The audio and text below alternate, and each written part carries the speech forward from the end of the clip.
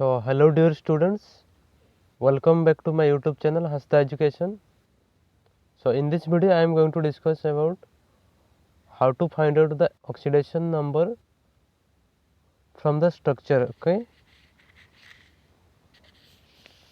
so let's get started. So let's say I have a compound like CrO5, alright, whose name is chromium pentoxide. Okay, and if I want to find out the oxidation state of chromium in this compound, okay, then what will be the oxidation number of chromium? So let's say the oxidation state of chromium is X and the oxidation number of oxygen is -2. Okay, so it will be X plus 5 into -2 equal to 0. From this X will be how much? Plus 10. Okay, from this method the oxidation number of chromium comes out to be plus 10. Okay, but it is actually wrong. Okay, since the oxidation number cannot be greater than 8. Alright, so we have to determine the oxidation number of chromium from the structure of the compound. Okay, so let's draw the structure of the CrO5. Okay, the structure of CrO5 is something like this. Okay, chromium, here it is oxygen, and here it is oxygen, and these oxygens are again connected. Here it is oxygen, here will be one oxygen. Okay, and they are connected, and there will be another oxygen, and upper side there will be another oxygen. Okay, this is known as the butterfly structure. Okay, this is also known as the butterfly structure. Okay,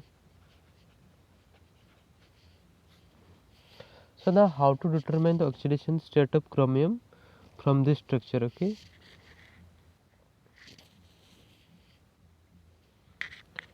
so while determining the oxidation number of a particular atom from the structure, what we have to do, we have to go on the breaking these all bonds. Okay, we have to break all the bonds. Okay, and while breaking a bond, what you have to do, let's say it is a single bond. Okay, let's say single bond is present between two atoms A and B. Okay, and we know that a bond means two electrons. Alright, now if the electronegativity of B is more than the electronegativity of A, then these two electrons are attracted towards this atom. Okay, so B has now one extra electron and A atom will be deficient of one electron. Okay, so therefore because of the excess electron in case of B, B will get a -1 charge and A will get a +1 charge. Okay,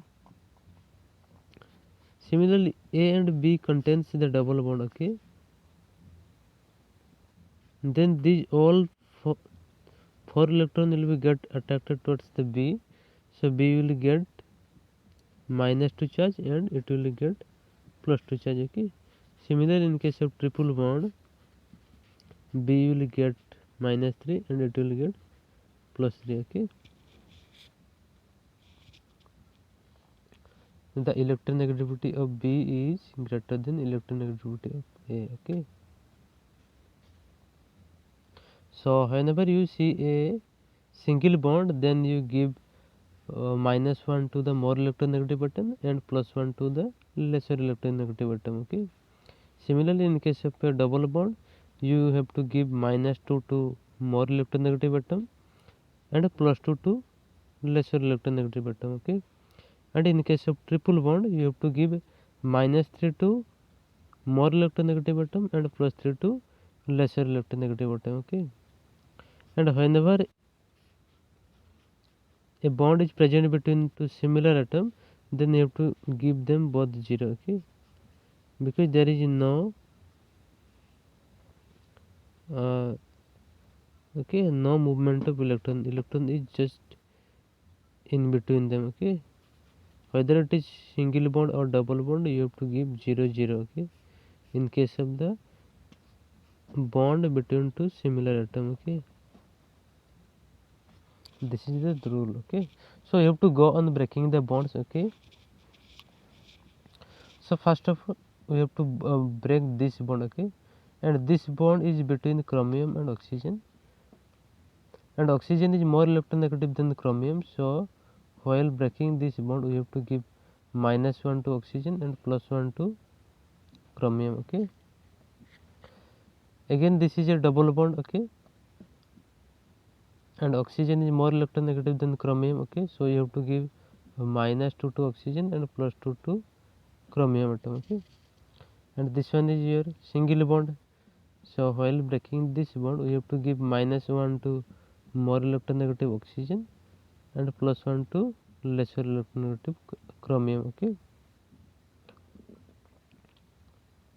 and while breaking this bond, okay, since this is a bond between two similar atoms, we have to give 0 and 0 to this.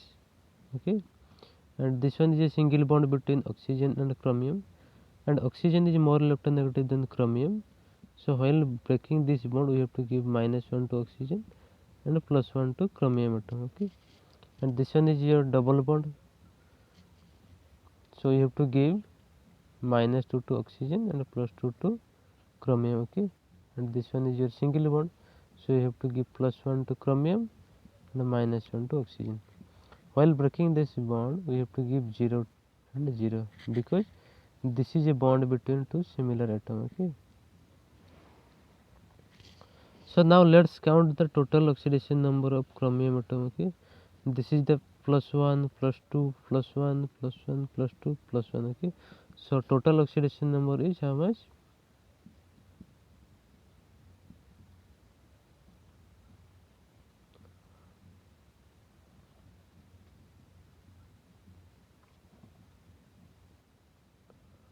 It is, I think, the +8. Okay,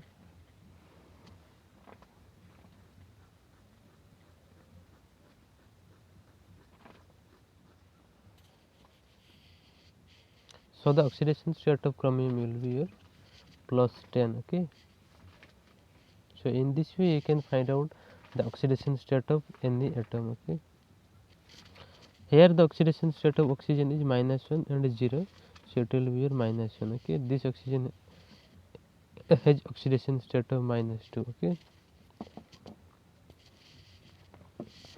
so let's see another example. Okay,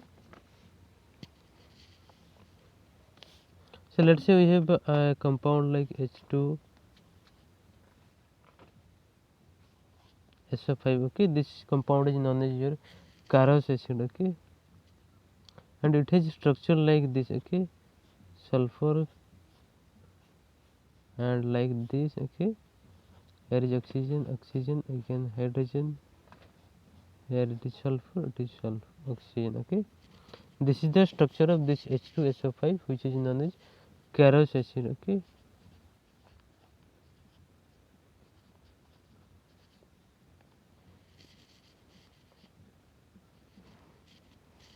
so now if you determine the oxidation state of sulfur by the X method, then it will be 2 into +1 plus X plus 5 into -2 is equal to 0. From this, X comes out to be how much? +8. Okay, but in actual the oxidation state of sulfur is not +8. Okay, so let's see what will be the oxidation state of sulfur. So here also you have to go on breaking the bonds. While breaking a single bond, you have to give -1 to more electronegative atom and +1 to lesser electronegative atom. Okay, while breaking double bond, you have to give -2 to more electronegative atom and +2 to lesser electronegative atom. Okay, and similarly breaking a triple bond, you have to give -3 to more electronegative atom and +3 to lesser electronegative atom. Okay, so let's start the breaking the bonds. Okay, So here it is a double bond between oxygen and sulfur, and we know that oxygen is more electronegative than sulfur, so you have to give -2 to oxygen and +2 to sulfur. This is a single bond between sulfur and oxygen.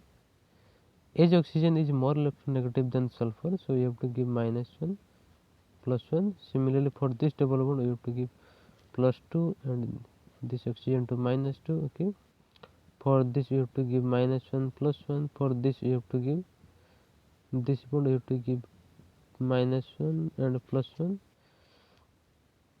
and while breaking this bond you have to give 0 and 0 to this to oxygen, and while breaking this bond you have to give -1 +1. Okay, now what will be the total oxidation number of sulfur? So it will be 2 plus 1 plus 2 plus 1, so it will be your +6. Okay, so in this way you have to do nothing, you have to go on breaking. Okay, you have to do nothing. Okay, while breaking while breaking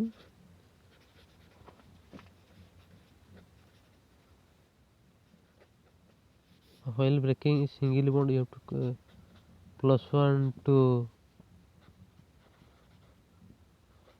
lesser electronegative atom, -1 to more in atom. Okay,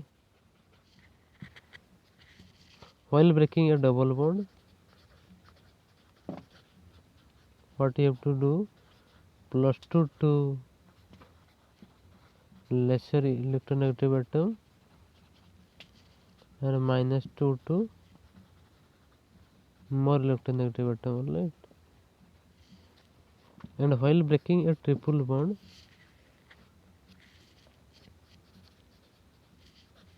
what you have to give, you have to give +3 to lesser electronegative atom and a -3 to more electronegative atom. Okay, and then finally you have to add the all the oxidation states, and then you will get the final oxidation state. Okay, so thank you for watching this video.